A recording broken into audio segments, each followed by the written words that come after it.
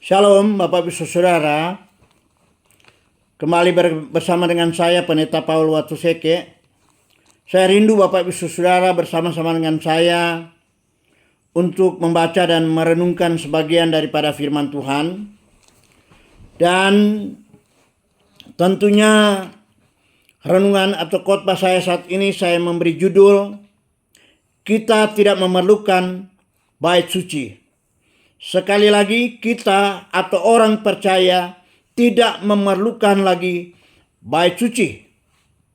Ada alasan-alasannya Bapak Ibu Saudara. Kenapa kita tidak memerlukan bait suci itu? Perlu diketahui bahwa ada beberapa hal yang saya perlu sampaikan di sini. Pertama, bahwa Israel saat ini sedang mempersiapkan pembangunan bait suci. Sekali lagi, saat ini Israel sedang mempersiapkan pembangunan bait suci. Dan segala peralatan-peralatan yang nanti akan digunakan di dalam bait suci itu sudah lengkap, sudah disiapkan. Tinggal waktu pelaksanaan. Tentunya ada pertanyaan, kapan pelaksanaan pembangunan itu?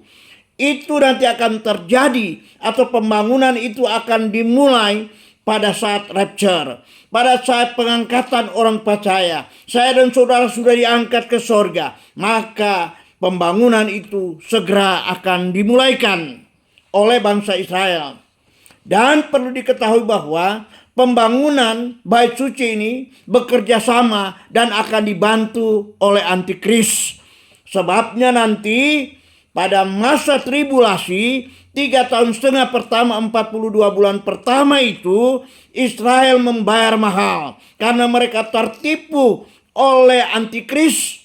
Bahkan Bapak Ibu Saudara, dikatakan dalam firman Tuhan, antikris akan duduk di bait Allah dan dia menyatakan diri dia sebagai Allah, dan dia menuntut, antikris menuntut bahwa semua manusia di dunia termasuk bangsa Israel harus menyembah dia.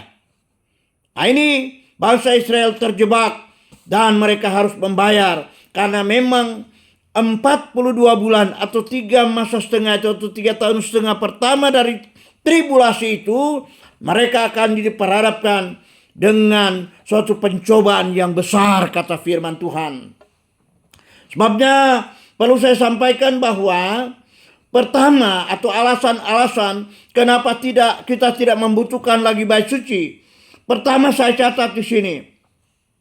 Ini merupakan suatu bukti penyangkalan dan penolakan bangsa Israel terhadap Yesus sebagai Mesias.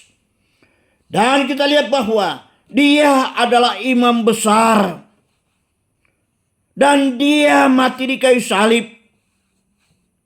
Dan dia sudah melaksanakan tugas pekerjaannya untuk datang dalam dunia menebus segala dosa dan segala kesalahan kita. Harusnya Bapak Ibu Saudara, saya dan saudara yang harus dihukum. Tapi puji nama Tuhan, Tuhan Yesus menggantikan di kayu salib. Oleh sebab itu kita bersyukur, berterima kasih. Dia rela turun dari sorga. Dia tinggalkan kemuliaannya. Dia tinggalkan kesetaraannya dengan Bapa di sorga. Dia turun ke dunia ini untuk menebus segala dosa saya dan saudara. Jadi bagian yang ketiga di sini, Yesus telah menggenapi semua persyaratan yang Tuhan Allah tuntut dalam proses pengampunan dosa itu. Tuhan Yesus sudah melaksanakan dan dia sudah menggenapi semua. Bagian keempat, apa yang dilakukan Tuhan Yesus pada 2000 tahun yang lalu di Bukit Golgota telah cukup untuk menebus segala dosa umat manusia. Jadi apa yang Tuhan Yesus lakukan di kayu salib, dia menderita dan mati di kayu salib. Dia mencurahkan darahnya yang kudus dan suci itu untuk menebus segala dosa umat manusia. Dan bagian yang kelima, oleh sebab itu, saya dan saudara, orang Kristen, orang percaya, tidak membutuhkan lagi bait suci. Karena Tuhan Yesus sudah menggenapkannya semua di kayu salib.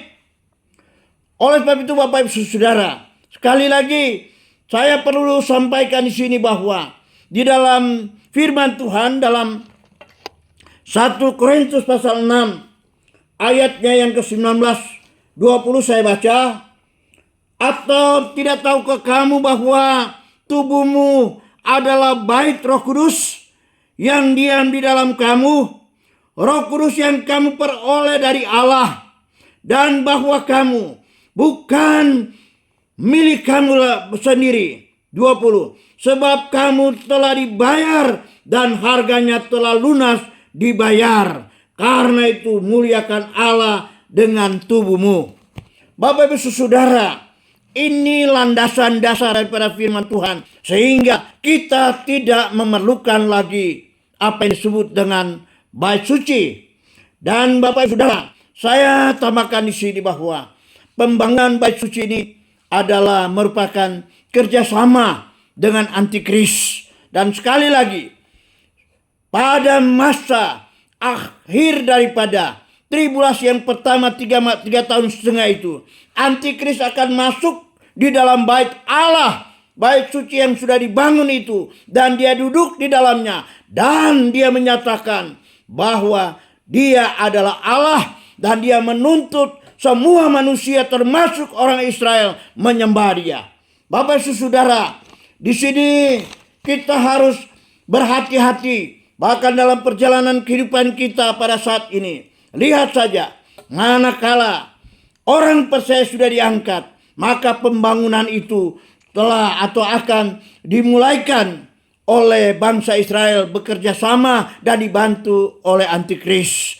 Puji nama Tuhan, saya percaya bahwa saya dan saudara tetap taat dan setia mengiring dan melayani dia, mempersiapkan segala hidup kita, mempersiapkan jiwa-jiwa kita, gereja Tuhan untuk hari kedatangannya yang sudah tidak berlambatan. Karena memang beberapa waktu yang lalu Benyamin Netanyahu sudah menyampaikan bahwa segera akan membangun bait suci itu. Tapi saya dan saudara tentunya tidak bisa tertipu lagi, karena orang sudah percaya bahwa Yesus sudah menyelamatkan saya dan saudara. Dia sudah membayar kita dengan harga yang mahal. Dia sudah bayar dengan darahnya sendiri. Amin. Saya percaya kita diberkati.